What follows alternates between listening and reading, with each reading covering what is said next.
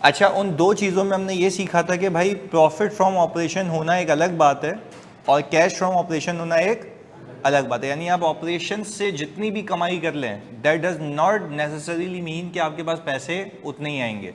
हो सकता है कि आपके कुछ पैसे फंस जाएं। ये कहाँ से इंडिकेट होगा, जल्दी बताओ? रिसीवेबल से। Very good. अच्छा, हो सकता है कि आपको पिछले साल के पैसे मिले तो वो क्या हो जाएंगे, ऐड हो जाएंगे। वो आपको देखेगा रिसीवेबल के कम होने से, क्योंकि वो रिसीट तो होगी करंट ईयर की बट वो सेल नहीं होगी, तो वो प्रॉफिट में शामिल नहीं होगा, कैश में शामिल होगा, आप ऐड बैक कर देंगे। इसके अलावा भी चीज़ें थी। हमने ये सीखा था क्या ऐसा हो सकता है कि आप माल खरीदें ज़्यादा और यूज़ करें कम, ऐसा है? तो आपने जब माल खरीदा था ज़्यादा तो आपके पास से पैसे गए थे ज़्यादा, आपने यूज़ किया था कम, तो आपने कहा एक्सपेंस के तौर पे ये कम माइनस हुआ हुआ है, कैश में से ज़्यादा गया हुआ है। तो आपको ये कैसे पता लगेगा कि कितना माल ज़्यादा खरीदा था जो कि यूज़ नहीं हुआ? इन्वेंट्री का चेंज देखिए, इन्वेंट्री इंक्रीज हो रही होगी या डिक्रीज? इंक्रीज, यानी कुछ माल जमा हो गया होगा जिसकी आपने ऑब्वियसली पेमेंट कर दी होगी बट आपने उसको यूज़ नहीं किया होगा। अच्छा, वाइस वर्सा भी हो सकता है कि आपने ऑल टुगेदर सोचा, आपने पीएनएल बनाया, आपने बोला भाई एक माल जो पिछले साल खरीदा था वो इस साल आपने बेच दिया, तो क्या वो इस साल का एक्सपेंस हो गया? यस, क्योंकि एक्सपेंस तो तब होगा ना जब यूज होगा। अब कहने का मतलब है वो माल जो आपने पिछले साल का इस साल बेचा वो यूज हो गया, एक्सपेंस हो गया, वो प्रॉफिट में चार्ज हो गया, पर क्या उसका कोई कैश इंपैक्ट था? नहीं, क्योंकि आपने वो खरीदा कब था, पैसे कब दिए थे, तो इस साल कोई आपका कैश आउटफ्लो नहीं है। हाँ, अलबत्ता आपकी जेब से पैसे जब नहीं गए तो वो एक्सपेंस के तौर पे तो चार्ज हुआ हुआ है, पर क्या वो एक्सपेंस के तौर पे गलत चार्ज हुआ हुआ है? नहीं, आप कहेंगे जो चीज़ मैंने बेची है उसको कमाने के लिए एक्सपेंस तो हुआ ही है, जिसकी पेमेंट कब हुई थी, पिछले साल। तो हम ये अपने शेयर होल्डर को बताएंगे कि भाई ये एक्सपेंस के तौर पे चार्ज तो हो गई थी बट इसका कोई कैश आउटफ्लो नहीं है। तो हमने ये सीखा था जब भी आपकी इन्वेंट्री डिक्रीज होगी हम उसको क्या करेंगे, ऐड बैक करेंगे। दोनों कॉन्सेप्ट्स क्लियर हैं? आओ जी तीसरे कॉन्सेप्ट। अच्छा, इसके ऊपर मैंने कहा था इन सबको हम कहते हैं वर्किंग कैपिटल, यानी बिजनेस में फंसा हुआ पैसा। अच्छा, आज हम देखते हैं कॉन्सेप्ट ऑफ ट्रेड पेएबल। इसको समझने का तरीका ये, हम ये कहेंगे कि हमने माल खरीद लिया, यूज कर लिया, बट उसके पैसे, यानी आज तक की अजम्पशंस क्या थी कि जो भी था सब कैश पे था, जो भी माल खरीदा सब कैश पे था। पर ऐसा भी तो हो सकता है ना कि कोई माल आप खरीदें, उसको यूज भी कर लें बट उसके पैसे ना दें। तो हमें ये देखना है कि उस चीज का आपके कैश फ्लो पे क्या इंपैक्ट है और उसको हम अपने स्टेटमेंट ऑफ कैश फ्लो में डील कैसे करेंगे। क्लैरिटी है? तो कौन सी चीज है ये तीसरी? आइए शुरू करते हैं। हमने कहा सर वही एग्जांपल रहेगी हमारी समझने के लिए। हमने कहा सर लास्ट ईयर हम बनाते 2023 को, हमने कहा सर हमारे पास ऑल टुगेदर इन्वेंट्री मौजूद है जीरो की, मतलब टू कीप इट सिंपल मैं जीरो रख रहा हूं ताकि सारे कांस्टेंट वेरिएबल रखूं और एक को मैं दिखाऊं कि हाँ भाई इसमें मूवमेंट आ रही है। आगे हमने कहा सर हमारे पास ट्रेड रिसीवेबल भी क्या आ रहा है भाई, जीरो। हमने कहा ये दो बातें हो गई, हमारे पास जीरो। अच्छा भाई, हमने कहा इसके बाद हमारे पास आता है कैश एंड बैंक। अच्छा, कैश एंड बैंक हमारे पास आ रहा है, हम कह रहे हैं 1.2 मिलियन। ये हिसाब किताब है इस साल के शुरू का, मतलब लास्ट ईयर के क्लोजिंग का, ये बात हो गई। अच्छा, हुआ ये कि करंट ईयर में यानी 2024 में हमने इन्वेंट्री परचेज की। तो आप मुझे बताएं, जब मैं इन्वेंट्री परचेज करूंगा तो एंट्री बनाऊंगा स्टॉक डेबिट, और हमने कहा sir trade payable credit. Sir ये क्या मजाक है, आपने ट्रेड पेएबल क्यों किया? पैसे नहीं दिए, आपने ये माल खरीदा है बट उधार पे। अब देखो ये बड़ी कॉम्प्लेक्स चीज़ है, मैं अगेन कह रहा हूँ, मैं बना के लाऊं चीज़ें और मैं कहूँ कि भाई इसको माइनस करना, ऐड करना, समझ ही नहीं आएगी। आप पहले अकाउंटिंग समझें, उसके इम्पैक्ट समझें और फिर कैश फ्लो कुछ समझ आ जाएगा। क्लैरिटी है? अच्छा भाई, वापस से शुरुआत हमने बिल्कुल अभी की है। हमने कहा भाई हम सीख रहे हैं concept of trade payable. Trade payable का मैं कॉन्सेप्ट इसलिए सिखा रहा हूँ, ये बताना चाह रहा हूँ कि हो सकता है कि आप अपने बिजनेस में, अपने ऑपरेशंस में कोई इन्वेंट्री खरीद के लाएं बट उसकी पेमेंट ना हो, उसकी पेमेंट ना हो, उसको हम कहते हैं ट्रेड पेबल कॉन्कर। मैं लिख दिया साइड में, माल खरीद लिया, यूज कर लिया, पेमेंट नहीं की, तो उसका इंपैक्ट कैश फ्लो पे क्या होगा, आज की क्लास में ये सीखना है। सही है जी। हमने कहा कि भाई ओपनिंग बैलेंसेस तो पिछले साल से आ रहे होंगे, उसमें तो कोई मसला नहीं है। हम आगे करंट ईयर पे। करंट ईयर पे आपने माल खरीदा कितने का? हाँ जी, कोई भी बताओ दो हाइपोथेटिकल फिगर, कितने का खरीदा? कितने का? 1,20 कर लें, चलो भाई 1,20 कर लेते हैं।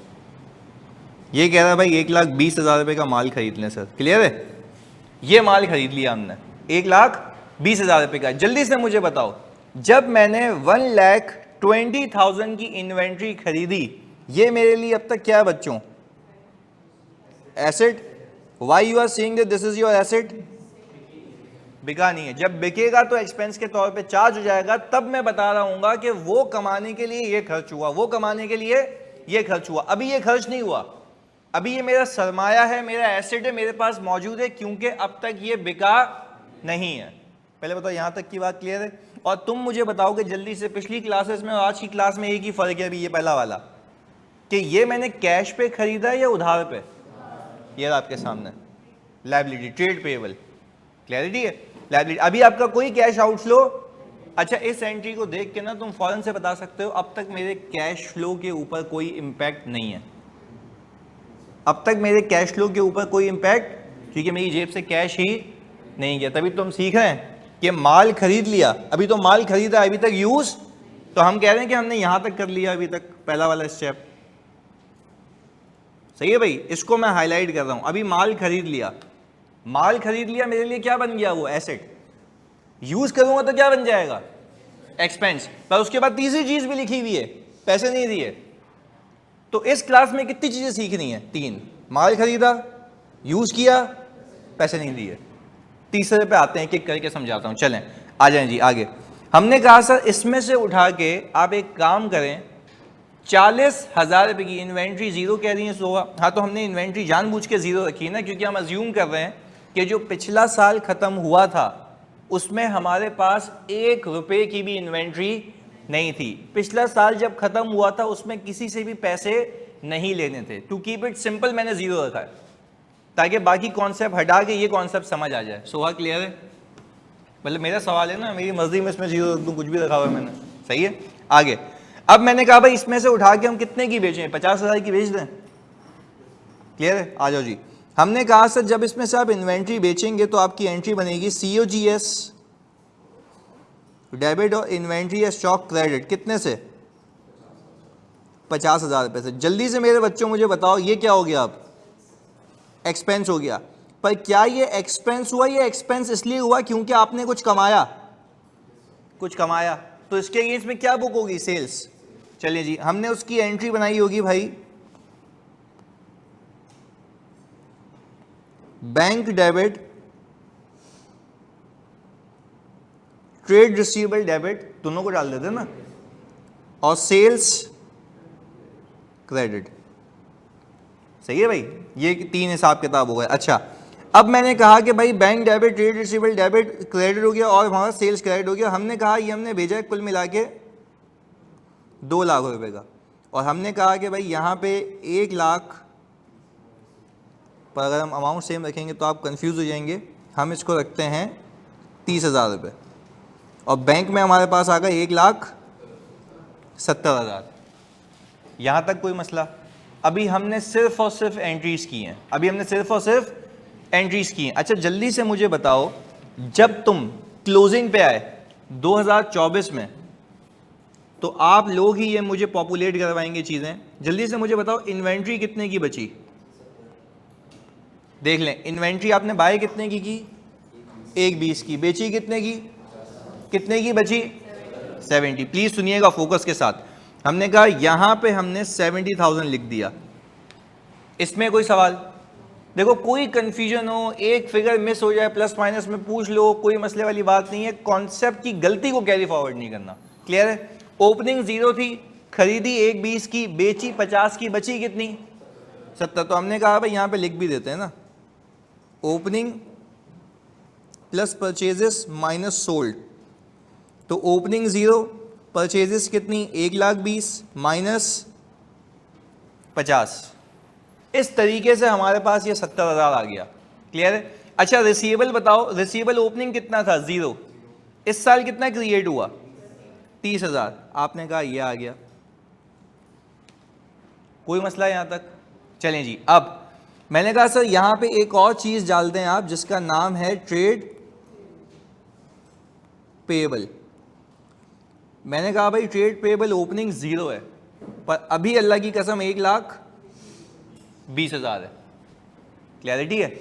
अच्छा अब होल एंड सोल बात क्या है, हमने कहा सर ये पूरा बिजनेस हो चुका है, अगर मैं आपको पीएनएल बनाने को कहूं, प्रॉफिट एंड लॉस, तो आप सर सेल्स कितनी दिखाएंगे 2 लाख रुपए की, क्योंकि पैसे आए या ना आए कमाई तो कमाई होती है।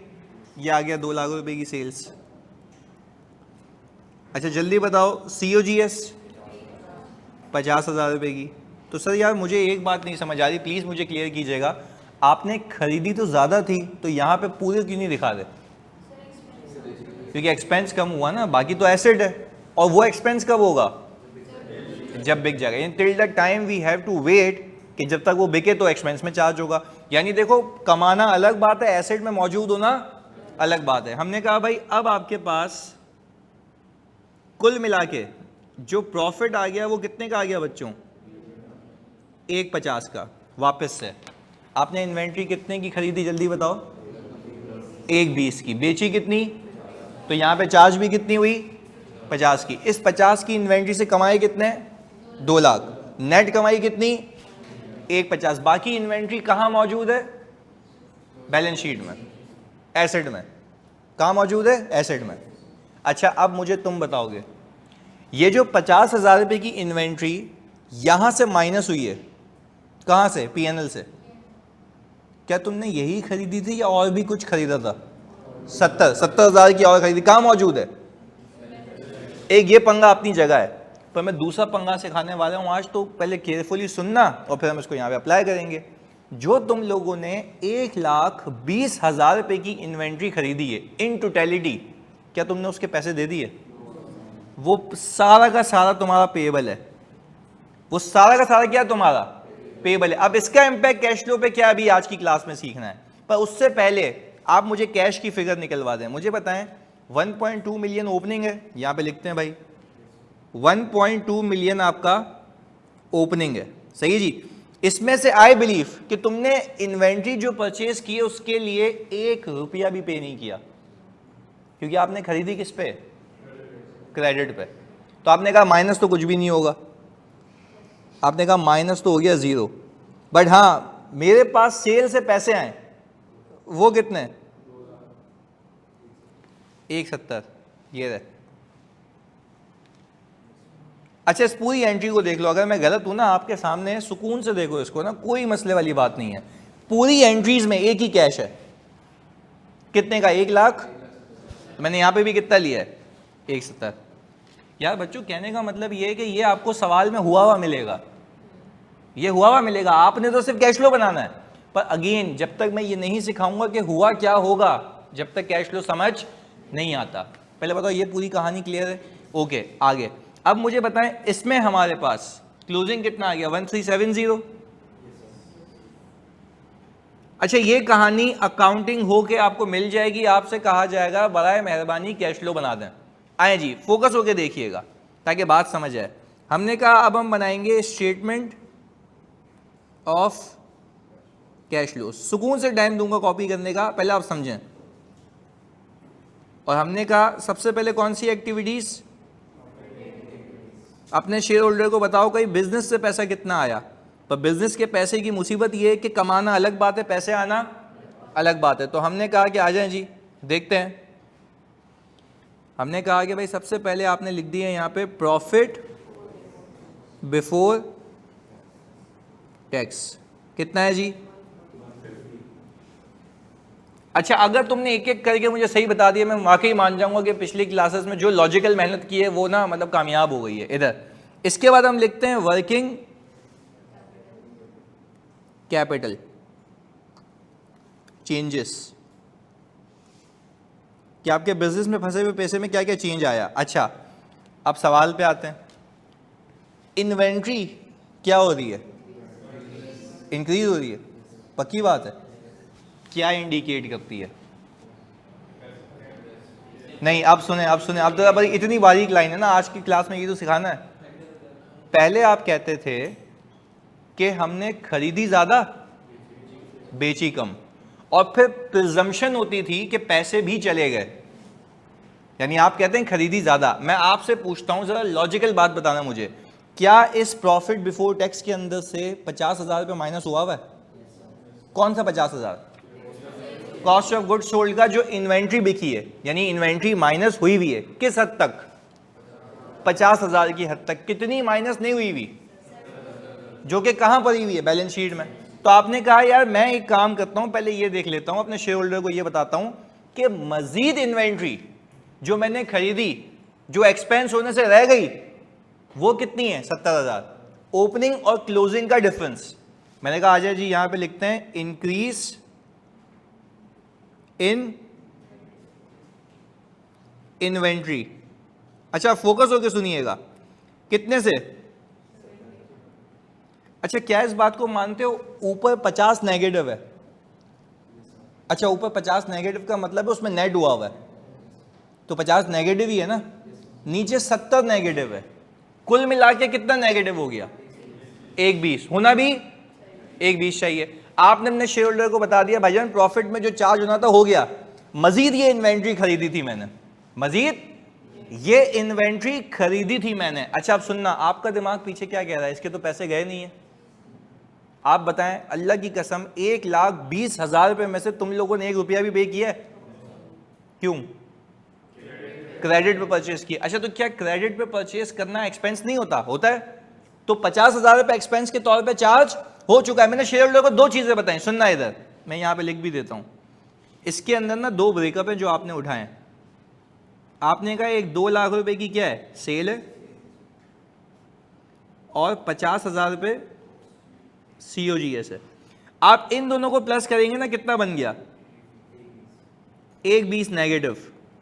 शेयर होल्डर को यह बात समझ आई, जो इन्वेंट्री बिकनी थी वो बिक चुकी है, मजीद इतनी खरीदी है वो 70 है, जो कि अब तक चार्ज। यहां तक कोई सवाल? क्लैरिटी है? पर आपका दिमाग कह रहा है यार नीचे कैश तो गया ही नहीं है। हमने अब तक इस ग्राफिकल प्रेजेंटेशन में पूरा का पूरा 120 माइनस कर दिया। 50 प्रॉफिट के अंदर हुआ था, किस नाम पे? कॉस्ट ऑफ गुड्स सोल्ड के नाम पे, एक्सपेंस के नाम पे। कितना नहीं हुआ था? 70। तो हमने कहा वो इन्वेंट्री का चेंज शेयर होल्डर को बता दिया, मजीद ये बिकी नहीं है जो कि हमने खरीदी है। कुल मिला के क्या हो गई? 120। इस 120 को मैं टेक्निकली कहता हूं परचेजेस। क्या कहता हूं? परचेज बन गई ना भाई। COGS में कितनी चार्ज हुई? 50। मजीद आपने कितने लगाए थे पैसे? 70। कुल मिला के 120। ये 120 की परचेजेस बन गई। यानी आज की क्लास में ये सीखने को मिला कि जब भी मैं कैश फ्लो बनाता हूं, तो जब इंक्रीज इन इन्वेंट्री देखता हूं ना, तो उसका मतलब ये है कि ये वो माल है जो खरीदा तो गया बट एक्सपेंस आउट नहीं हुआ, पर परचेज तो है, तो हमने उसको और माइनस करके दिखा दिया। तो हमारा टोटल आउटफ्लो दिख रहा है 120 का। अब मैं गया सवाल में, मेरे पास यहां पे एक अकाउंट आ रहा है, किसका? ट्रेड पेएबल का। अब यहां पे आपको IAS 7 कैश फ्लो ये कहता है कि जब भी आपको पेएबल इंक्रीज होता हुआ दिखे, जब भी आपको पेएबल इंक्रीज होता हुआ दिखे, दिस मीन्स, यहां पे लिखता भी हूं, दिस मीन्स कि माल खरीदा बट पेमेंट नहीं की। ऊपर लिखा था मैंने। अब आप समझते हैं, माल खरीद लिया, यूज कर लिया, पैसे नहीं दिए, साथ साथ माल यूज कर लिया, पैसे नहीं दिए। तो आप मुझे एक बात बताएं ना, माल खरीदा था कितने का? 120। वेरी गुड, वापस से माल खरीदा था कितने का? 120 का। कितना यूज कर लिया? 50 का। कितना ज्यादा खरीदा था? 70। कुल मिला के 120। अब आपको IAS 7 कैश फ्लो ये कहता है कि अगर आपको पेएबल इंक्रीज होता हुआ दिखे, आप उसको ऐड बैक कर देना। मैंने कहा भाईजान ऐड बैक क्यों कर रहे हैं? क्योंकि वो कह रहा है कि भाई आपने ऊपर से माइनस भी तो किया हुआ है, जबकि उसका कोई कैश आउटफ्लो नहीं है। तो आपने कहा भाई मैं यहां पे लिख रहा हूं इंक्रीज इन पेबल। हाँ भाई कितना, 1/20। जल्दी बताओ अल्लाह की कसम क्या इसका इम्पैक्ट जीरो हो गया। अच्छा देखो, अब शेयर होल्डर तुम मालिक हो कंपनी के, तुम्हें ना एक स्टेटमेंट रीड करना आती है। तुमने कहा अच्छा यार जो बिका तो बिका, मैंने मजीद कितने का खरीदा माल, 70 का, पर जो भी है उसमें से पेमेंट कितने की नहीं की, 1/20, मैंने उसको एड बैक कर दिया। तो शेयर होल्डर को क्लियर विजिबिलिटी है कि बिजनेस में क्या चल रहा है, कि कमाए 1/50 जिसमें से 70 की इन्वेंट्री मजीद खरीदी है, जबकि 1/20 की पेमेंट नहीं की, मैंने एड बैक कर दिया। तो लॉजिकल बात है ना कि जिस चीज की पेमेंट तुम लोगों ने नहीं की है, क्या उसका आउटफ्लो दिखना चाहिए? नहीं। क्या करो, उसको एड बैक कर दो। पर ऊपर तो पूरा आउटफ्लो दिख रहा है ना, 50 और 70 मिला के कितना होता है, 1/20। पर मैं तुम्हें बताना चाह रहा हूं बैक ऑफ द माइंड पे, जब भी तुम इंक्रीज इन पेएबल को ऐड बैक करोगे, इसका मतलब ये होगा कि जो भी तुमने ऊपर एक्सपेंसेस दिखाएं, ये वहां पे उसकी पेमेंट को सेट ऑफ कर देगा, क्योंकि उसकी पेमेंट नहीं हुई है। तो शेयर होल्डर को समझ आ रहा है यार इसने पेएबल की पेमेंट नहीं की, तभी वो क्या कर रहा है, ऐड बैक कर रहा है। पहले बताओ कहानी समझ आती है? पक्की बात है। यानी आज के बाद जब हम इंक्रीज इन पेएबल देखेंगे तो हम हमेशा उसको क्या करेंगे, ऐड बैक कर देंगे। पहले बताओ कहानी क्लियर है लॉजिकली? अच्छा आज के बाद में तुमसे, तुम लोग बताओगे एक साथ, increase in payable add back क्यों होता है? क्योंकि आप कहेंगे एक्सपेंस हो गया, पेमेंट नहीं हुई, तो हमने उसको ऐड बैक कर दिया। जल्दी से मुझे बताओ एक एक करके, इंक्रीज इन इन्वेंट्री लेस क्यों होती है? खरीदी ज्यादा है और एक्सपेंस आउट। चलिए जल्दी से इस वाली एग्जांपल में मुझे बताओ, आप लोगों ने खरीदी कितने की थी, 120, यूज कितनी की, वही 50, कितनी यूज नहीं की, वही है, कुल मिला के 1/20 का आउटफ्लो दिख रहा है, 1/20 का। आपने शेयर होल्डर को बता दिया मजीद ये इन्वेंट्री बाय करके आ रहा हूं, शेयर होल्डर को ये भी तो बता रहे हो कि जितनी भी खरीदी पेमेंट नहीं की, तो वो कैसे पता लगेगा जितनी खरीदी पेमेंट नहीं की, पेएबल।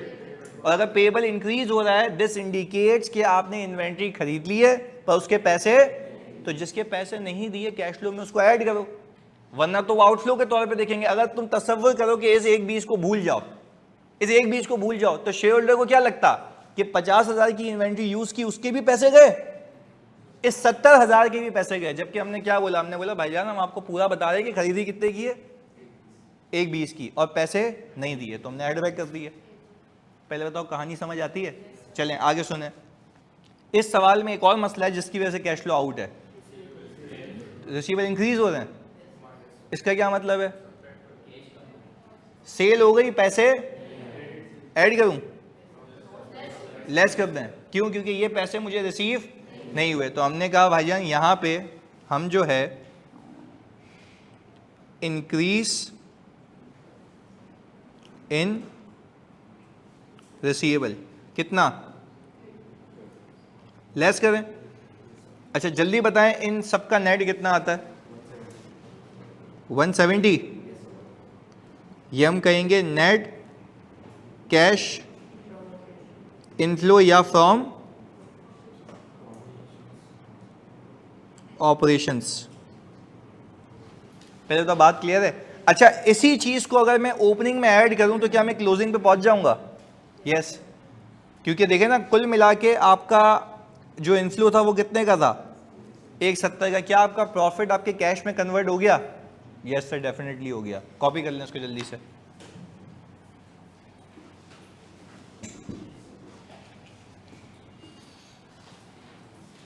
अच्छा आज की क्लास की समरी है कि जब भी आपका पेएबल इंक्रीज होगा आप उसको क्या करेंगे, ऐड बैक। पर उसकी पूरी लॉजिक दे दी है कि पेएबल इंक्रीज होने का मतलब ये है कि आपने ऊपर एक्सपेंस कर लिया है जिसके जेब से पैसे, तो वो प्रॉफिट में से तो माइनस हुए हुए ना, जबकि कैश में से माइनस।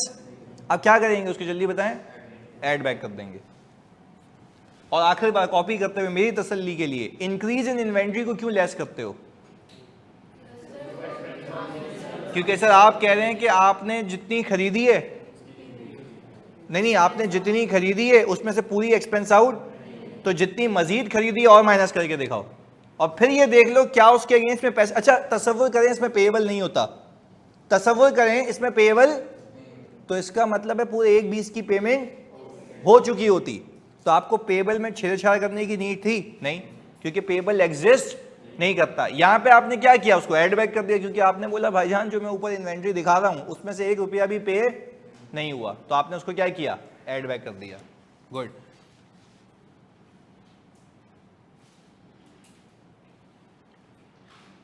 हम अपने नोट्स में हर टॉपिक की इलस्ट्रेशन डिटेल पूरी लिखें या सिंपल समरी लिखें? देखो, अगर आपसे सिंपल समरी लिखोगे और बाद में अगर आपको नंबर से रिवाइज करना हुआ तो आपके पास एक रिवीजन का बेंचमार्क नहीं होगा।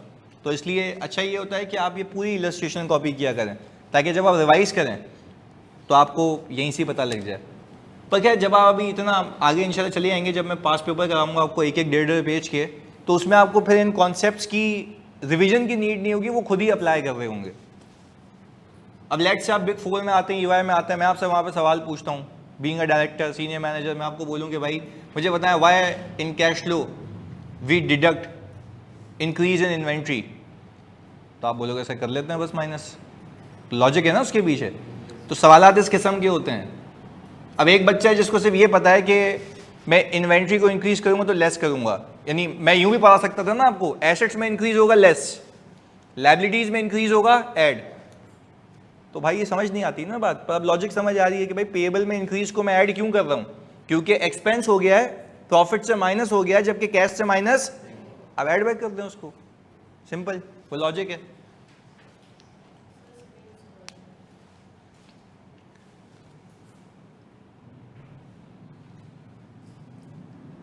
हाँ, ये कह रहे हैं कि सर आप तो हमेशा कहते हैं ना आपको ज़्यादा से ज़्यादा सवाल करने की नीड होती है, तो ज़्यादा से ज़्यादा सवाल कब करोगे, जब पहले सीखोगे।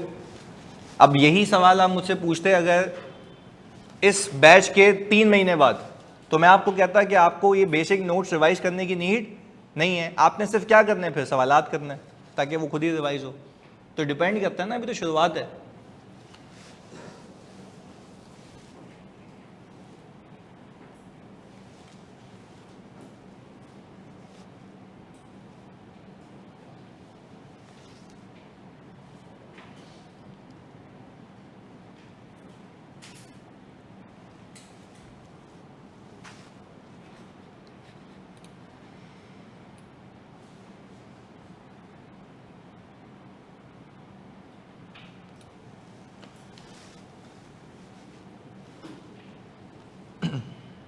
हाँ जी, हो गया यहाँ तक।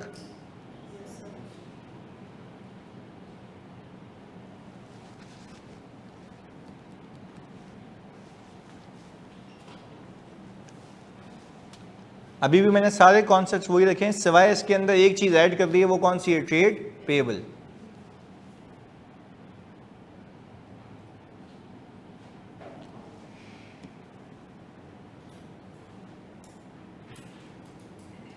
बिल्कुल ऐसा है, लिए अगर ओपनिंग पेएबल होता ना तो नेट जो इंक्रीज आता ना वो हम ऐड बैक कर लेते।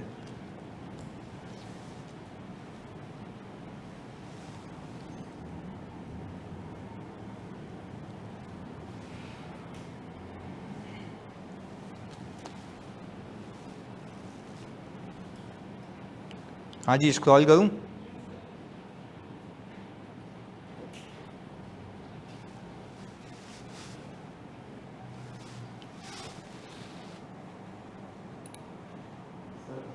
जी हाँ हाँ,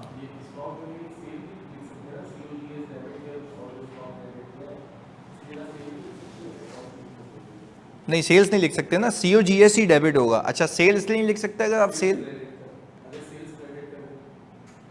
नहीं नहीं देखो सुनो, सेल्स क्रेडिट नहीं कर सकते ना, सेल्स एक अलग आइटम है, वो रेवेन्यू आइटम है। अगर आप COGS की जगह सेल्स लिख देंगे तो मतलब ये है कि आपकी सेल्स 150 हो जाएगी, जबकि आपकी सेल कितनी है, 2 लाख रुपए, और उसको कमाने के लिए खर्चा कितना किया, 50,000 रुपये, तो वो अलग दिखना चाहिए।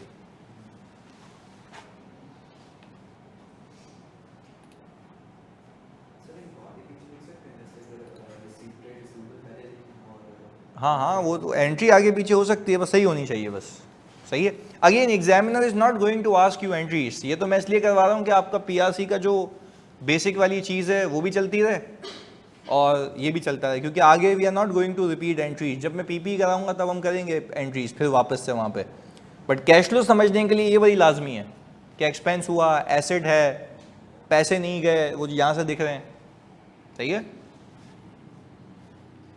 अच्छा, वही कॉपी करते हुए तुम में से कोई एक बच्चा मुझे बता दे what is the difference between our previous 2 classes and the current class?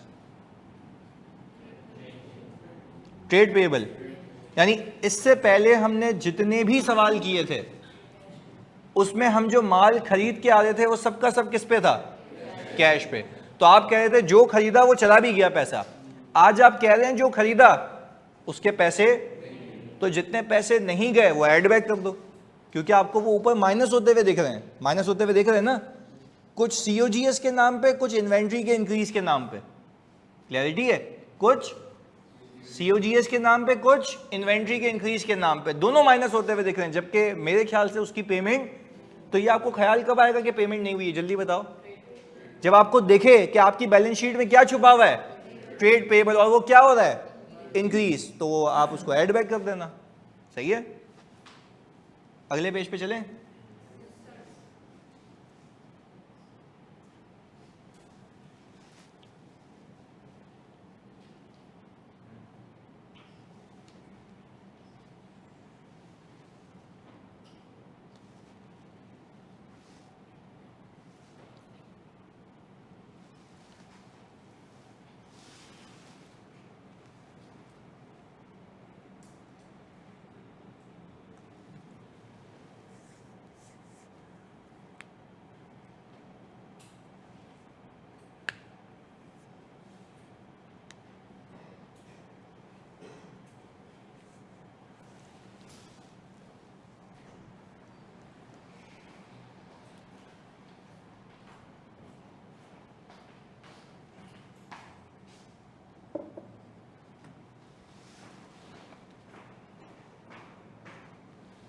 हाँ जी, डन।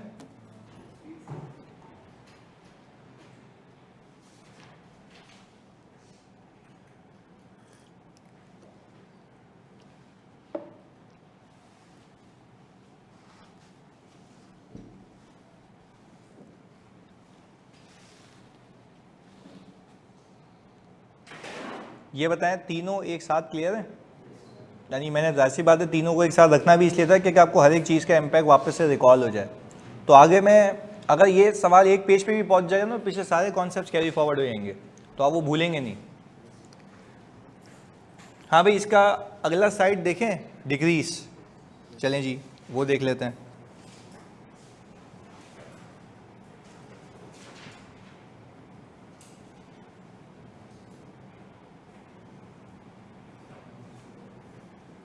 हाँ जी, अब हम कह रहे हैं कि भाई अब हम केस देख लेते हैं डिक्रीज इन पेएबल का।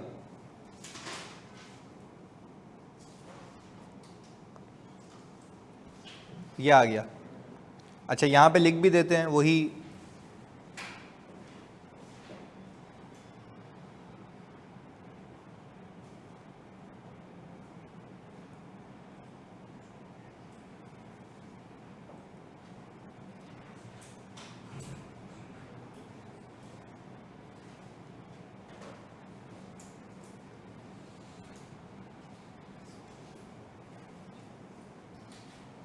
हाँ भाई, हमने लिख दिया, इसका मतलब है कि पिछले साल की पेमेंट इस साल हो रही है। अब इसका इम्पैक्ट देख लेंगे तो ये कहानी भी क्लियर हो जाएगी।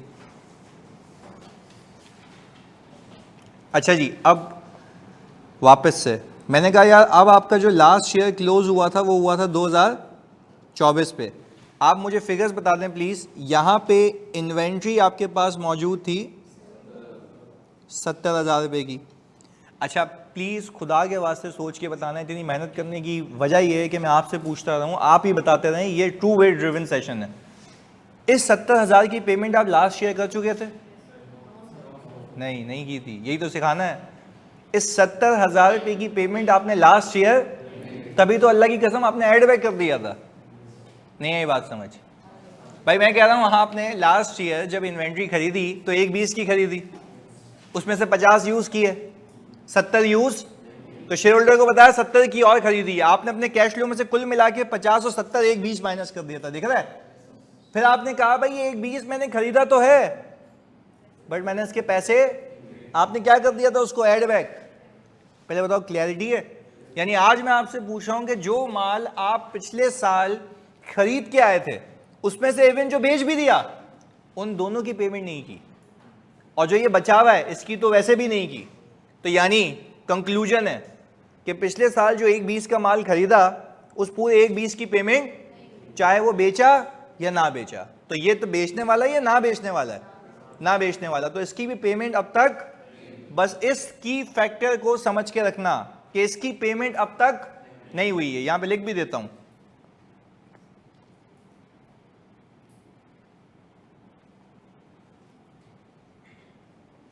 इसकी पेमेंट लास्ट ईयर नहीं हुई। और मैं आपको बताऊं कैश फ्लो तो जैसी बात है हर कंपनी बनाती है। अब जब आप ऑडिट फर्म में इंशाल्लाह जाएंगे और अल्लाह करे बिग 4 में जाएं तो आपको एक चीज़ समझ आएगी, चीज़ समझ ये आएगी कि जब किसी से कैश फ्लो नहीं बनता ना तो कोई एक्सपर्ट होता है कैश फ्लो का, उसके पास लाया जाता है। तो मैं फर्म में बैठता हूँ ना, मैं किसी भी फर्म में था, मैं ग्रैंड थॉर्टन में था, फिर EY एडवाइजरी, फिर मैं अश्योरेंस में आया, ट्रेजरी, और उसमें आ गया मैं, सारी चीज़ें। कैश फ्लो फंसता है ना तो मेरे पास आता है, बोलते हैं यार टैली नहीं हो रहा, तो वो टैली में कैसे कर लेता हूँ, मुझे लॉजिक्स पता है कि पिछले साल पेमेंट नहीं हुई होगी, इस साल हुई है, तो वो मैं सही करता हूँ तो सही हो जाता है। तो जब आप अपनी जॉब अपॉर्चुनिटीज भी देखेंगे ना, आगे स्पेशली लिखा हुआ आता है must should have a immense grip on preparing financial statements including cash flows. लिखता है इंक्लूडिंग कैश फ्लोज, क्यों लिखता है? क्योंकि ये टैली नहीं होता किसी से। तो समझने की बात है, टैली कब होगा?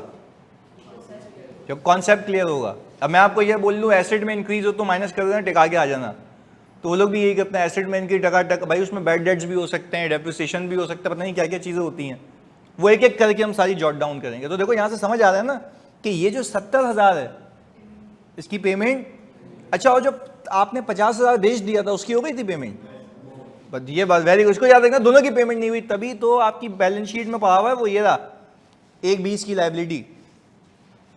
ये अटक क्यों गई भाई यहाँ पे, ये रहा।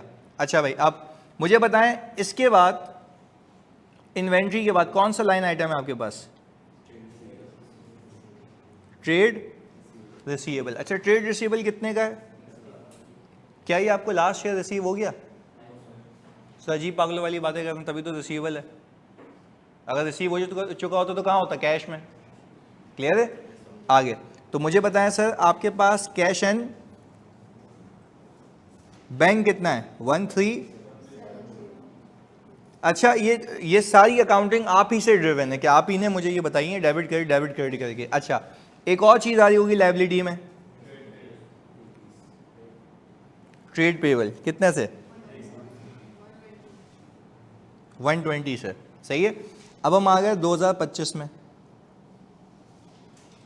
अच्छा, मुझे बताएं 70,000 रुपये की इन्वेंट्री ओपनिंग मौजूद है, तो हम कहते हैं 70 की 70 को टिका देते हैं, बेच देते हैं, सही है, पक्की बात है।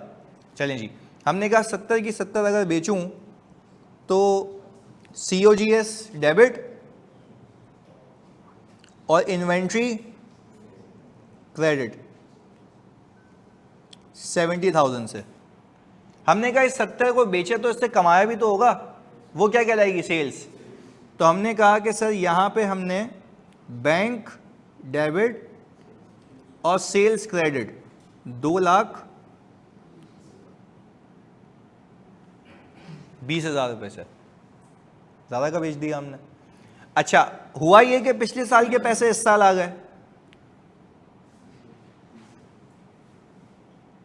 कितना जी? अच्छा, ये बात देख के समझ आ रही है कि ये जो 30,000 रुपये आपके पास मजीद हैं, क्या ये इस साल की कमाई है? पिछले साल की। तो मतलब ये इस साल के प्रॉफिट में 30,000 रुपये शामिल, जबकि कैश में आप क्या करेंगे?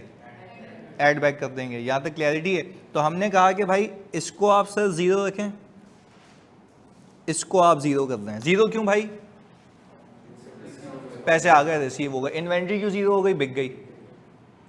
सही है जी, क्लियर है?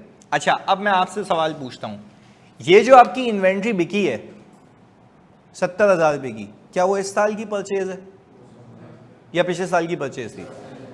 तो मैंने आपको क्या कहा था कि जब भी आपकी इन्वेंट्री डिक्रीज होती है आप उसको ऐड बैक कर देना। आप ये बताते हैं ना कि ये वाली इन्वेंट्री खरीदी गई थी पिछले साल, यूज हुई है, तो मैं इसलिए ऐड बैक कर देता हूँ ताकि ये बात पता लगे कि ये इन्वेंट्री इस साल की परचेज नहीं है, जो हमने कल की क्लास में सीखा था, लास्ट क्लास में। आगे हमने कहा सर ट्रेड पेबल भी ज़ीरो कर लेते हैं, और यहाँ पे लिखते हैं, या ज़ीरो की जगह चलो हम यहाँ पे इसको 80,000 रुपये कर लेते हैं और यहाँ पे एक एंट्री बनाते हैं, ट्रेड पेबल डेबिट और बैंक कितने से भाई, एंट्री देख के ही समझाओ मुझे बस, उस पर तो आते हैं इम्पैक्ट पे। ये 40,000 रुपये तुम लोग मुझे बताओ क्या आपके प्रॉफिट से माइनस हुए हैं? नहीं, इस पूरी एंट्री में प्रॉफिट या कैश या सेल्स है ही नहीं।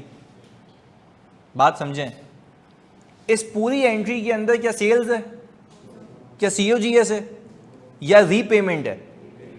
यानी ये एक ऐसा पैसा है बिजनेस का, इसको ज़रा केयरफुली समझना, ये ऐसा पैसा है बिजनेस का जो कि कैश में से तो जा चुका है, पर ये इस साल का एक्सपेंस नहीं है, क्योंकि ये तो वो लायबिलिटी है जो कि आप पे आई थी पिछले साल, क्योंकि माल खरीदा था। तो क्या हम ये कह सकते हैं ये ऐसे एक्सपेंस की पेमेंट है जो पिछले साल का है? इसको जरा यूं रिकॉल कराता हूं, सुनो। तुम लोगों ने लास्ट ईयर सुकून से इन्वेंट्री कितने की खरीदी थी? 120 की। यूज कितनी की थी और कितनी यूज नहीं की थी? तो तुमने वो 70 भी माइनस करके दिखाया था पिछले साल। तुमने कहा कुल मिला के 1,20,000 रुपए की परचेज करके आए थे। तो ये खरीदारी और एक्सपेंस किस साल का? खरीदारी और एक्सपेंस किस साल का? पिछले साल का। पहले बताओ, यहां तक क्लैरिटी है कि आपने पिछले साल एक एक्सपेंस इंकर किया था 50,000 रुपए की इन्वेंट्री का खरीद के, जिसकी पेमेंट, पर क्या उसकी पेमेंट आज कर रहे हो? यानी यूं देखें, अब यूं ब्रेक करो, एक्सपेंस पिछले साल का, पेमेंट इस साल, एक्सपेंस पेमेंट। तो क्या हम ये कंक्लूड करें कि जब भी आपकी लायबिलिटी कम होगी, जब भी आपकी लायबिलिटी यानी ट्रेड पेबल कम होगा, वो ये इंडिकेट कर रहा होगा कि जो माल आपने पिछले साल खरीदा था उसकी पेमेंट, जिसके इस साल पे प्रॉफिट पे कोई इंपैक्ट ही नहीं है। आप खुद देख लेना कि ये जो आपकी इन्वेंट्री थी आपने खरीदी कब है? पिछले साल। उसकी पेमेंट कब कर रहे हो? तो इस साल के प्रॉफिट पे तो उसका इंपैक्ट ही नहीं है। तो वो कहता है कि भाई जब भी आपका पेबल डिक्रीज हो तो उसको माइनस करके दिखाना, जब भी आपका पेबल, तो उसको क्या करना? अच्छा सर, ये तो सिंपल फंडा हो गया, जब पेबल बढ़ेगा तो आप बोलेंगे पैसे नहीं गए, ऐड बैक कर दो। जब पेबल डिक्रीज होगा तो इसका मतलब है पैसे गए, लेस कर दो। पर पैसे लेस करने की लॉजिक है, क्योंकि पिछले साल की परचेजेस की पेमेंट तुम कब कर रहे हो? इस साल। तो परचेजेस पिछले साल की है, तो जाहिर सी बात है मैंने चार्ज भी पिछले साल दिखा दिया उसका। आप याद करें, 50,000 की इन्वेंट्री बिकी थी और 70 की दोनों आपने माइनस किए थे। ये देख लो, 50 की बिकी थी, 70 की नहीं बिकी थी, दोनों माइनस किए थे हमने। कैश फ्लो में बोला शेयर होल्डर को 1,20 के हमारे पास टोटल परचेजेस है, जिसमें से 1,20 की पेमेंट मैंने इसको क्या किया था? Add back. आज वो वक्त आ गया जब मैं कह रहा हूं कि पिछले साल की पेमेंट कब हो रही है, तो मेरे शेयर होल्डर को बताऊंगा ना कि ये जो पेमेंट हो रही है इसका इस साल के पीएनएल पे कोई इंपैक्ट, पर पैसों पे इंपैक्ट है, तो मैं क्या कर रहा हूं उसको लेस।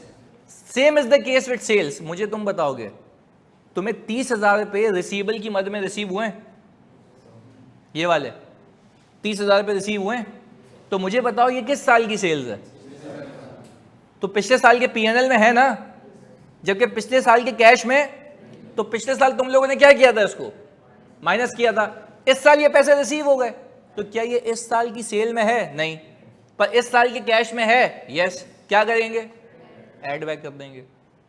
तो यार हर चीज की अपनी लॉजिक है, क्लियर है? चलें, अब मुझे एक बात बताएं, ये तो हिसाब किताब हो गया, कैश एंड बैंक बताओ जल्दी से मुझे, प्लीज तुम लोग फोकस होके यहाँ पे मुझे जल्दी से तुम बताओ। ओपनिंग शुरू हुआ था 1370,000 से, जल्दी से मुझे बताओ बैंक में कितने पैसे आए? 220, ये सेल वाले हैं। अच्छा, फिर 30,000 रुपये और आए, ये कौन से? रिसीवेबल वाले। अच्छा, फिर आपने 40,000 की पेमेंट की है। यार तो अल्लाह के बंदो, यही तो सिखा रहा हूं, जो 40,000 की पेमेंट की है कैश फ्लो में भी तो वही दिखनी चाहिए। वो ये आ रही पेबल का डिफरेंस, किसका डिफरेंस? तो तो एक मुझे ऐसे ही ढीठ बन के पूछ रहा हूँ, इन्वेंट्री कहाँ गई? तो इन्वेंट्री की पेमेंट क्यों नहीं कर रहे? सर वो तो 40 की हुई है ना, तो 40 की हुई है तो कैश फ्लो में 40 ही दिखाऊंगा।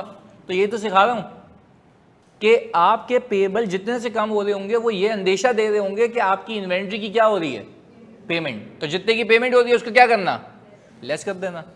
क्लैरिटी है? इन सबको प्लस माइनस करके क्या आंसर आता है? 1580000। ओके जी, अब अगर मैं कैश फ्लो बनाऊं तो जल्दी से मुझे बताओ प्रॉफिट बिफोर टैक्स कितना है? 150 पता है कैसे? 70 की इन्वेंट्री है और 220 की सेल है। 220 की, यहां पे देखिएगा आपको और इसका फिनोमिना वापस क्लियर करें। सेल आपकी है 220 की और COGS कितने की है? 70 की है। अच्छा, यहां पे क्या आएगा भाई? Working capital changes. आप लोग मुझे बताएंगे क्योंकि कैश फ्लो हमने बनाना है। सबसे पहले एक एक करके देखो, आपकी इन्वेंट्री क्या हो रही है?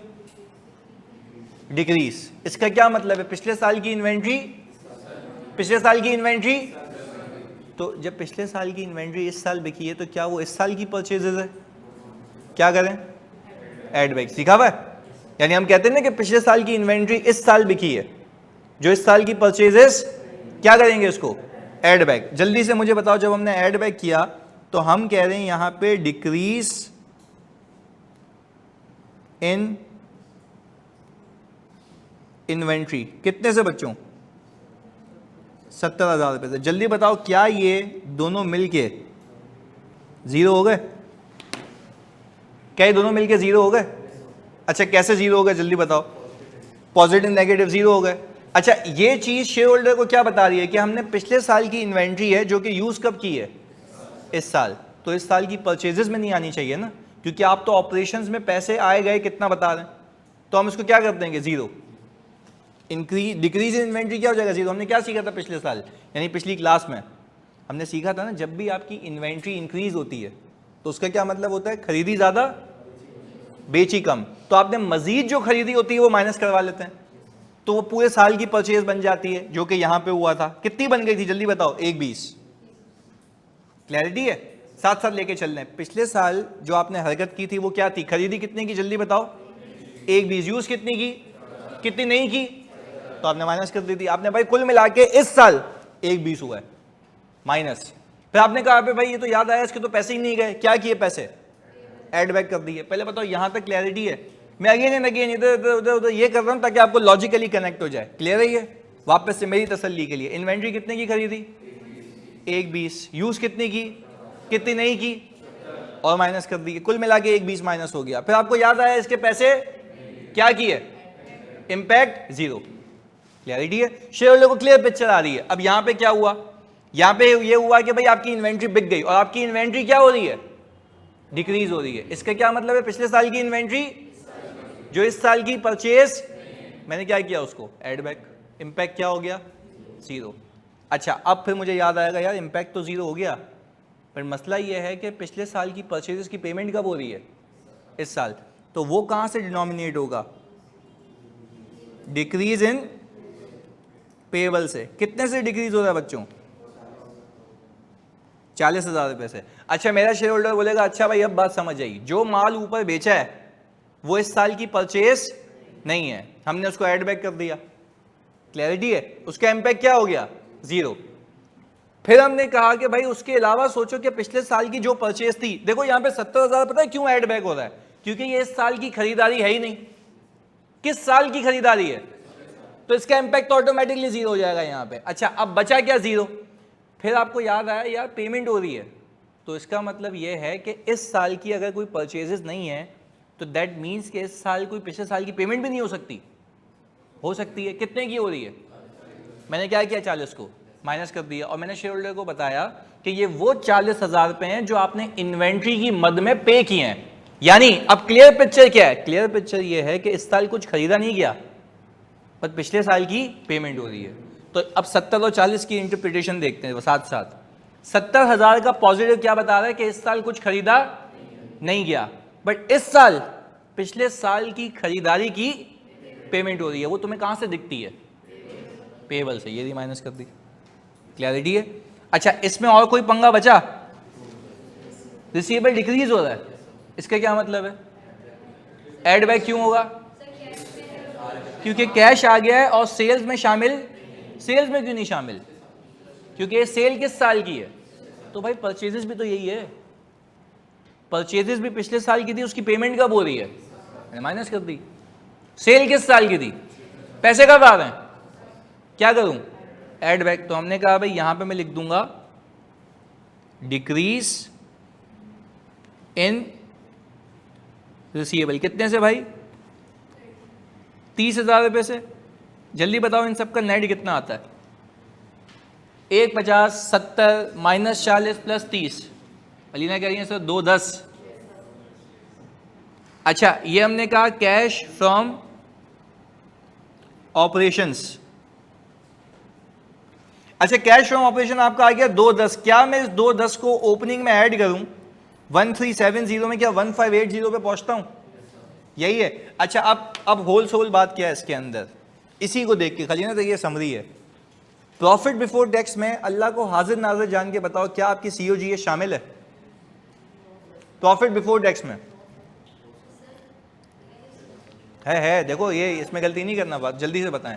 क्या प्रॉफिट बिफोर टैक्स में, ऑनलाइन वालों आप भी, क्या प्रॉफिट बिफोर टैक्स में सीओजीएस शामिल है? 70,000 रुपए की लिखा हुआ है 70,000 रुपए की। अच्छा, क्यों शामिल है? क्योंकि बिकी है। एंट्री क्या बनी होगी उसकी? COGS debit.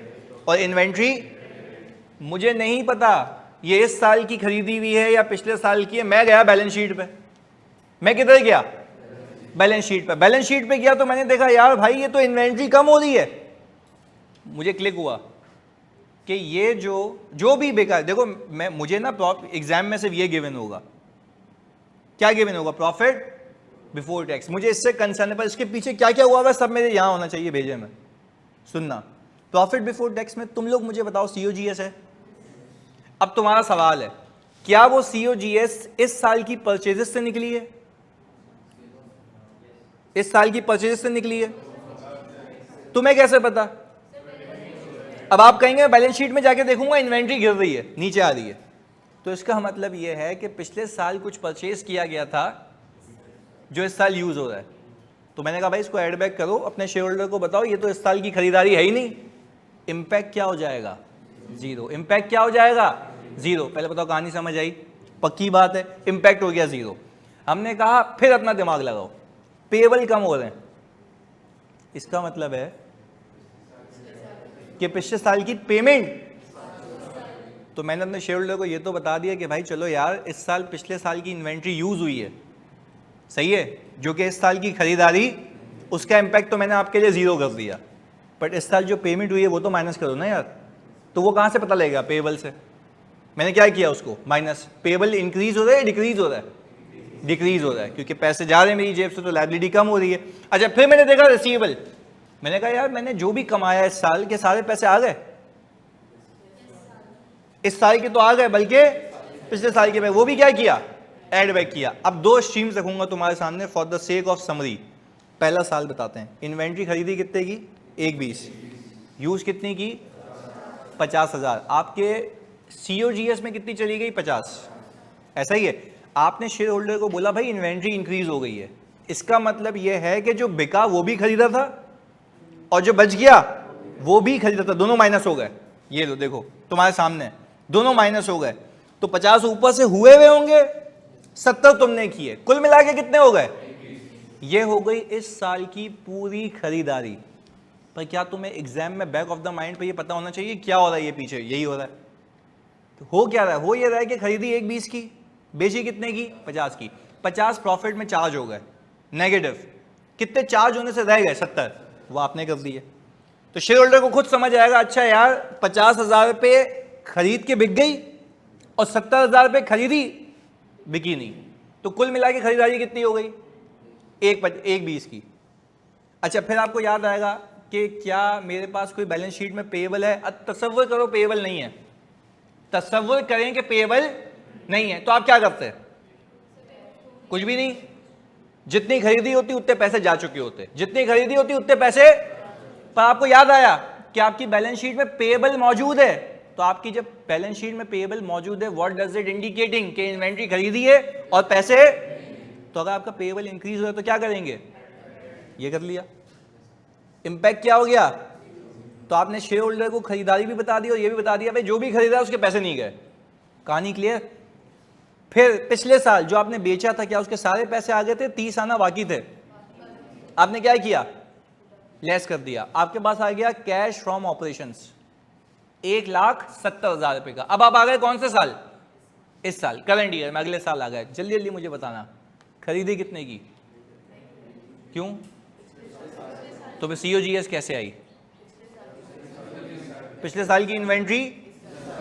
अच्छा आप नजूमी, आपको पता होगा बैलेंस शीट से, बैलेंस शीट में इन्वेंट्री क्या हो रही होगी।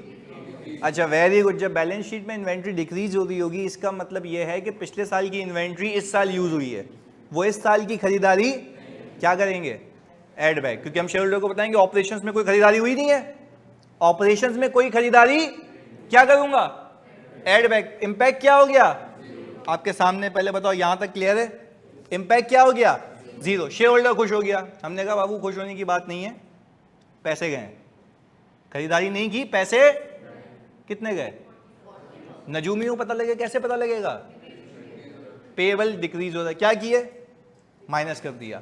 अच्छा फिर अफसोदा हो गया वो, आपने कहा यार रिसीवेबल से भी तो पैसे आए, वो क्यों ऐड बैक कर रहे हैं, पिछले साल की सेल है इस साल रिसीव हो रहे हैं। अब बताओ इतनी मेहनत के बाद, पूरी नॉलेज के बाद, पूरी लॉजिक के बाद क्या समझ आता है, पूरी कहानी क्लियर है, परचेज से लेके पेएबल से लेके इन्वेंट्री तक की पक्की बात है। इसको कॉपी कर लें जल्दी से, ऑनलाइन में तो प्लीज बताओ क्लियर है। अली, अलीना, आयशा, अरीका, जल्दी, महाम, सारे बच्चे।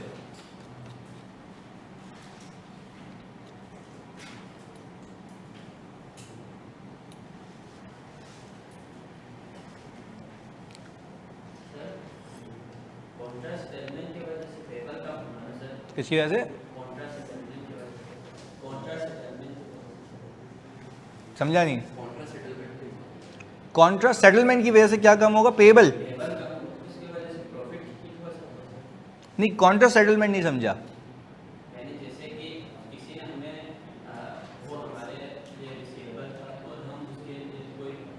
एक ही बंदे से लेना और देना दोनों है, ये कह रहे हो, तो एक ही बंदे से लेना और देना दोनों है, तो रिसीवेबल का इम्पैक्ट रिसीवेबल में आ जाएगा, पेएबल का इम्पैक्ट पेएबल में आ जाएगा, टेंशन ही नहीं है, प्रॉफिट पे हिट ही नहीं आएगा ना, सही है। तो वो प्लस माइनस खुद ही कैश फ्लो में क्या हो जाएगा, जीरो।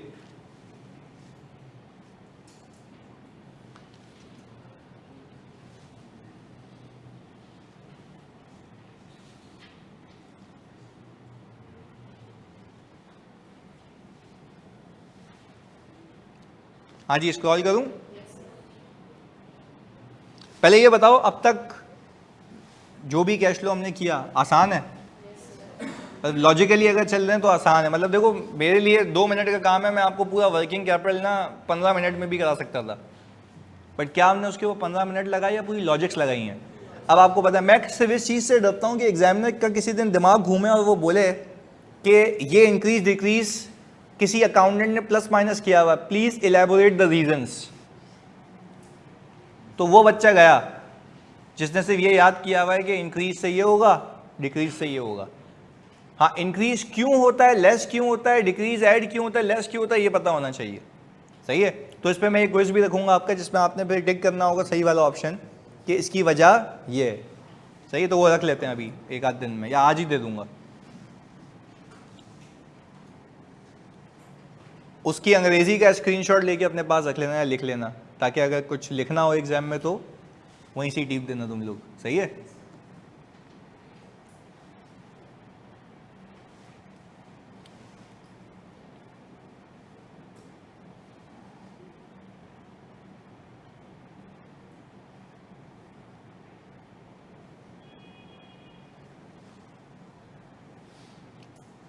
हाँ जी, स्क्रॉल करूं,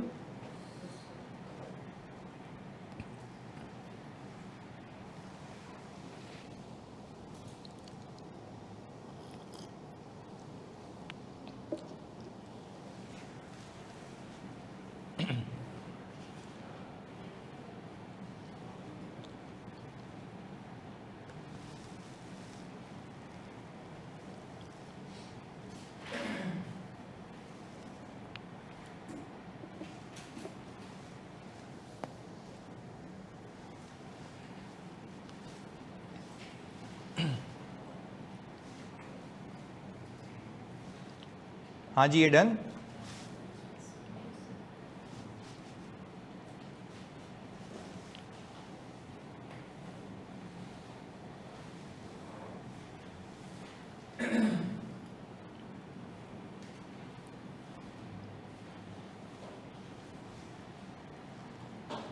चलें आगे,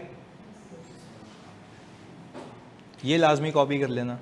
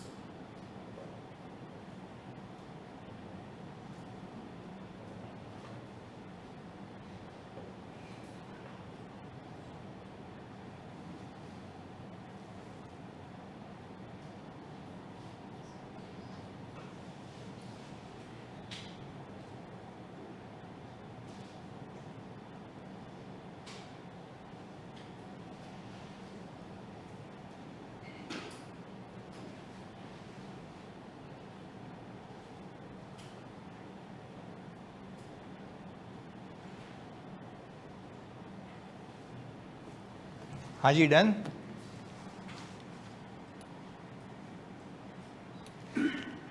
ओके जी, ये तो हमारा हो गया वर्किंग कैपिटल का खात्मा, कि वर्किंग कैपिटल में जो जो चीज़ें आती हैं वो हमने तकरीबन कवर कर ली। सही है जी। अब एक चीज़ सीख लेते हैं आज।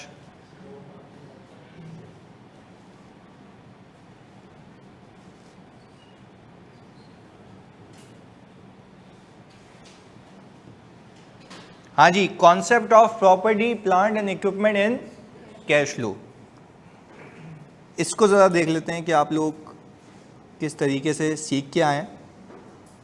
अच्छा, जल्दी से मुझे एक बात बताएं, आज हम इसका कुछ ही एरिया देख पाएंगे, अगला तो नहीं देख पाएंगे क्योंकि हमारी 10:30 की क्लास है।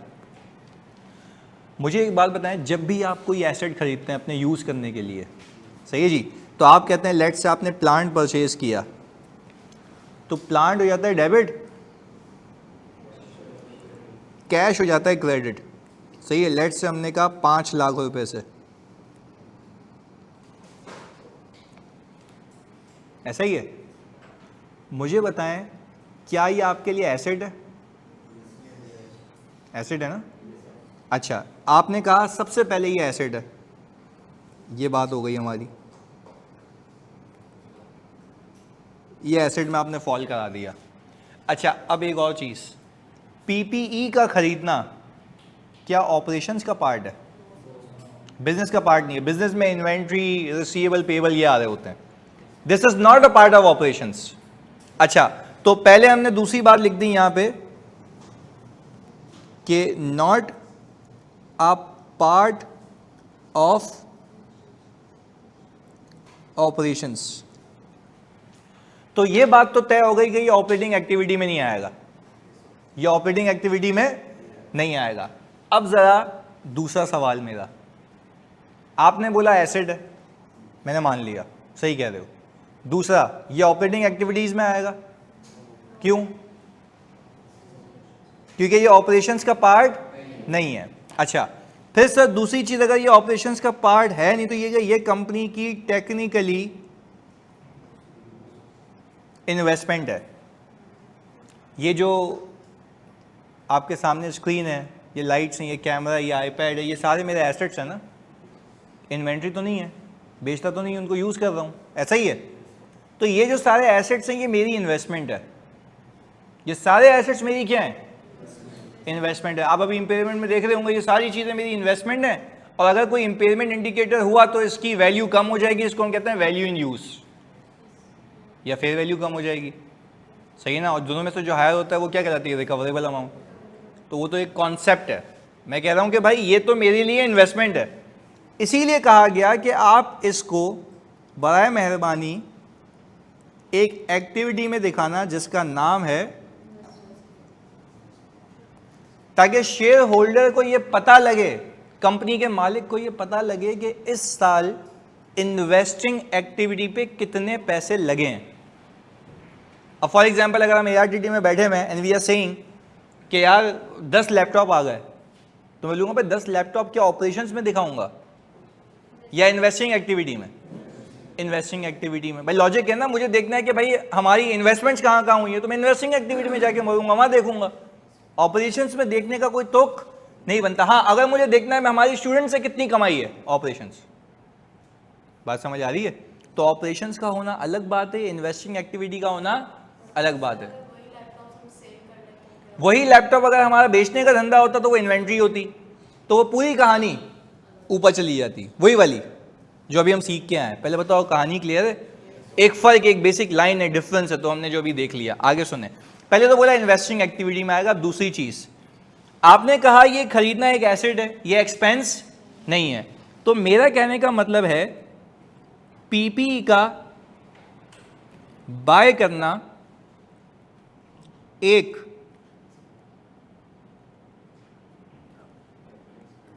कैपिटल एक्सपेंडिचर है। सर कैपिटल एक्सपेंडिचर का मतलब यह है कि इसका पीएनएल पे कोई अभी ताल्लुक नहीं है। यानी अगर आप कैश फ्लो बनाएंगे, प्लीज यार ये बात नहीं समझ आए तो हाथ के हाथ पूछ लेना, आप शुरू कहां से करते हैं जल्दी बताएं? प्रॉफिट बिफोर टैक्स से। इस बात को मानते हैं?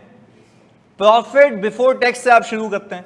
अच्छा, प्रॉफिट बिफोर टैक्स में क्या ये वाली एंट्री पार हुई हुई है? इसमें आप सिंपल देखें ना सर, सिंपल देखें, एक एसेट और दूसरा एसेट कहां है? प्रॉफिट, प्रॉफिट की हेड। अच्छा, when you talk about sales profit head होता है, हाँ या नहीं? When you talk about COGS profit head होता है, याद आ रहा है? तो सारी चीजें प्रॉफिट को हिट करनी थी। ये तो कैपिटल एक्सपेंडिचर, ये प्रॉफिट को हिट नहीं कर रहा।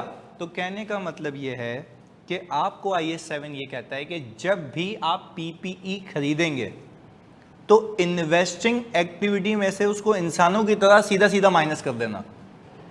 लॉजिक देता हूं अभी क्यों? क्योंकि PPE का बाय करना, PPE का बाय करना, खरीदना,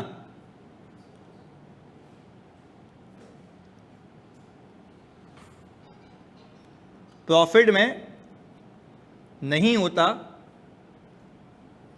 क्योंकि वो एक्सपेंस नहीं होता।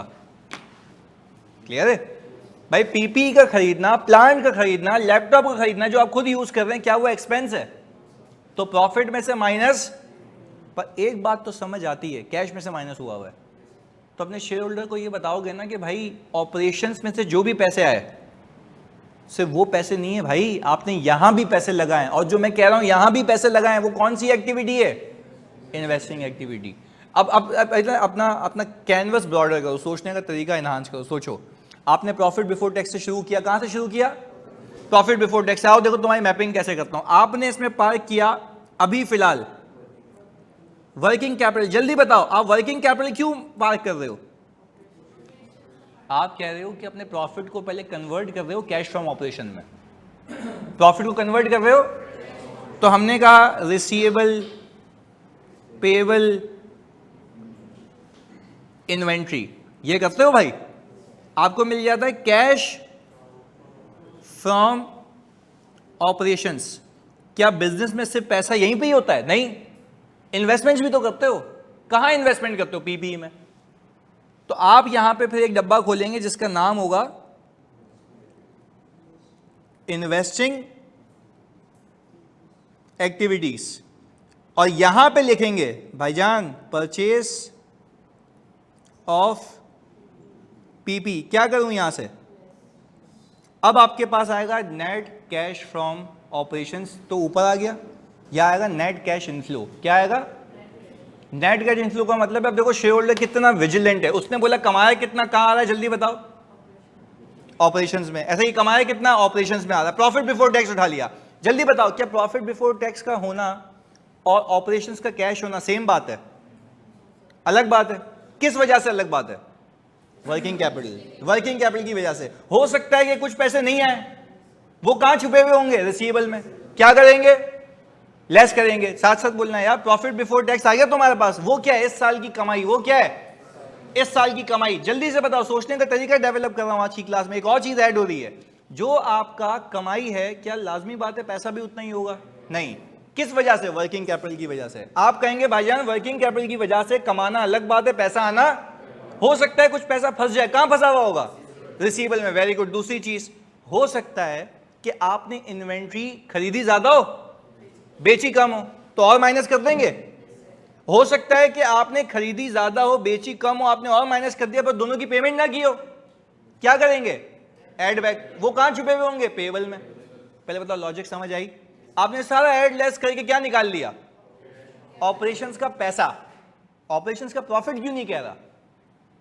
क्योंकि प्रॉफिट तो वो था ना सर, आपने उस प्रॉफिट को किस में कन्वर्ट किया? कैश में। किसको यूज करके? वर्किंग कैपिटल को यूज करके। पहले तो कहानी क्लियर है? अच्छा, अब मैं आपसे सवाल करता हूं, आप ओनर है बिजनेस के, क्या आपके पास ऑपरेशंस में से पैसा आता जाता है या कहीं और भी लगाते हो? वो क्या है? Very good. Purchase of PP क्या करना? माइनस कर देना। अच्छा, अगर परचेज ऑफ पीपी, प्लीज तुम लोग मुझे बताओगे, अगर मैं परचेज ऑफ पीपी माइनस कर रहा हूं तो उसकी लॉजिक है, क्योंकि ये वाली अमाउंट प्रॉफिट में से माइनस, जबकि आपका पैसे में से माइनस हुई हुई है। तो शेयर होल्डर को बताओ ऑपरेशन से आया इतना, यहां पे इतना लगा, नेट इतना बच गया। पहले बताओ कॉन्सेप्ट ऑफ इन्वेस्टिंग एक्टिविटी का एक पहलू क्लियर है? पक्की बात है? ऑनलाइन वालों प्लीज बताओ बात क्लियर है? यस, बिल्कुल ऐसे। देखो अरीका ने क्या सही जवाब दिया, उन्होंने बोला सर ये तो एसेट खरीदा, बैलेंस शीट में पार्क हो गया, इसका प्रॉफिट पे कोई इंपैक्ट नहीं है। तो प्रॉफिट पे इंपैक्ट नहीं है, मैं भी तो यही कह रहा हूं कि प्रॉफिट से माइनस, क्योंकि ये कौन सा एक्सपेंडिचर है? कैपिटल एक्सपेंडिचर है। पहले बताओ सुकून थोड़ा सा समझ आया? पक्की बात है? तो आज की क्लास में हमने एक और एक्टिविटी ऐड की है, जो कि कौन सी एक्टिविटी है? इन्वेस्टिंग। तो आज के जो क्विज आएगा आपके पास, उसमें एक्सपेक्ट करना है कि ये भी शामिल होगा। इस पे डेप्रिसिएशन होगा, इस पे आगे चीजें होंगी, वो आगे सीखेंगे। क्लियरिटी है भाई? पक्की बात है? चलो जी, मिलते हैं अगली क्लास में। अल्लाह हाफिज़।